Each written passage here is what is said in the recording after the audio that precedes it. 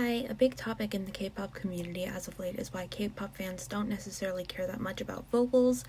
I was pondering if I could come up with possible reasons building off of somewhat of a background I have in psychology, and one of my first theories was that this might have something to do with mirror neurons. If you're unaware, mirror neurons activate when you watch someone perform an action. In order for you to understand what they are doing implicitly, you essentially simulate it in your mind and understand how the person you observe must feel. Mirror neurons being thought of as responsible for things like language acquisition and the development of empathy.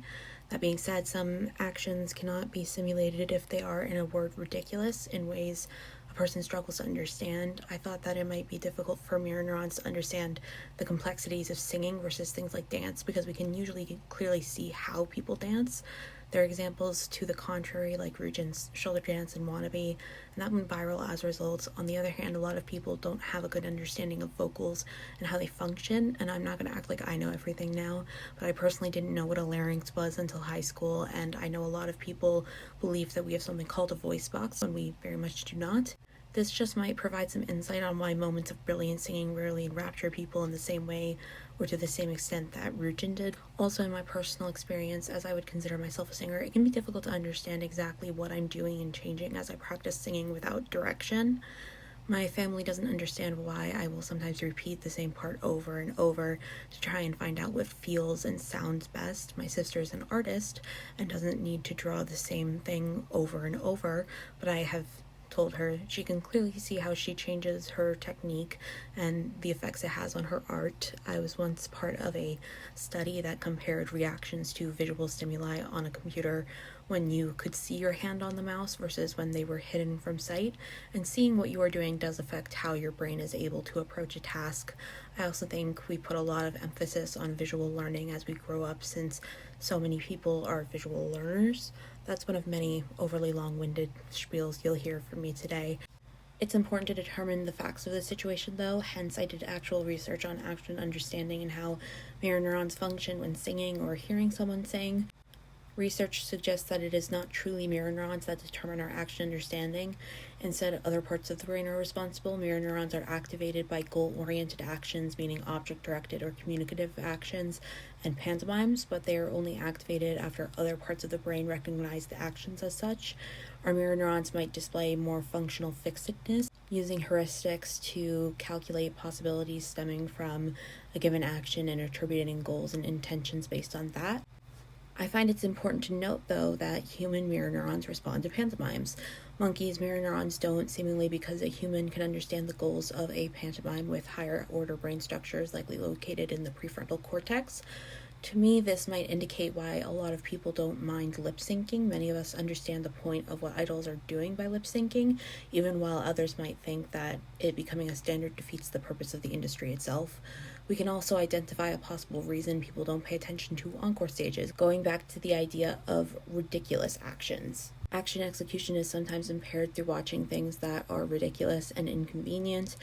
We might favor the common and expectable as it is most helpful, and just hearing the same backing track in performances is common and expectable.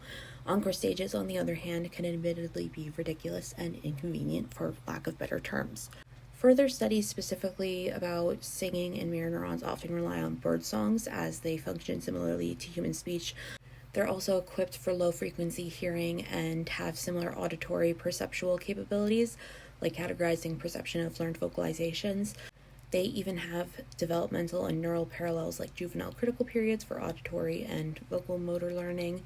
To some extent, I think mirror neurons develop empathy regarding things we do not understand beyond critical periods for learning about them, such as real information about singing and what a healthy vocal technique actually is, or even just how it feels. I think we then feel this empathy when we hear singing and think that it sounds painful just listening to it. But again, that's my theory, and I have to admit there is information about how mirror neurons are actually able to process singing. It's important to detail upfront that studies note how birds specifically have something called HVC, which can be compared to Broca's area in humans, our vocal premotor cortex. HVC plays a role in generating learned vocalizations, and lesions to the area prevent singing, even if innate vocalizations are still possible.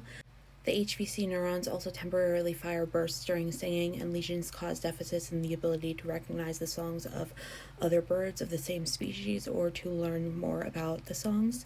This seems to indicate the HVC's auditory and premotor functions and detection of neural activity during singing, as well as the playback of a bird's own song does suggest a role of auditory vocal mirror neurons.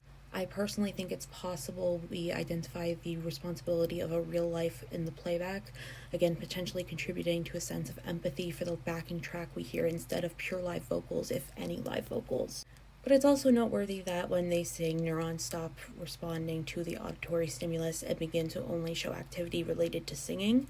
This might be due to corollary charges, motor signals, instead of auditory feedback, but this also shows that cells can switch rapidly from auditory to motor states. I think this is especially interesting in the world of K-pop, where most listeners do not speak the language in the content they engage with, so I always feel it is very different to simply listen to a song versus attempting to sing it, because I have to apply things I do not know, often singing gibberish but focusing on the qualities of my actual voice to make up for it.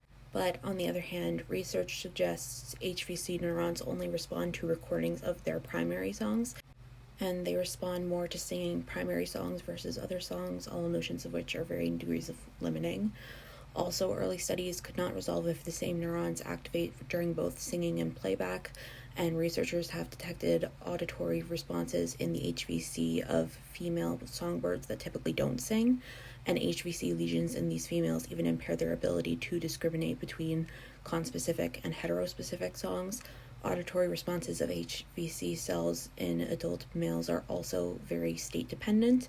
All of this being said, the HVC's auditory function might not just be a result of singing, and that is the main source with which we are able to base our understanding of this debacle on, including my own suspicions regarding the mirror neurons potentially involved, which is to say, this video only amounts to my own theory, and I'm sharing it for the sake of discussion rather than actually proposing I know everything that is going on in the exact reasoning.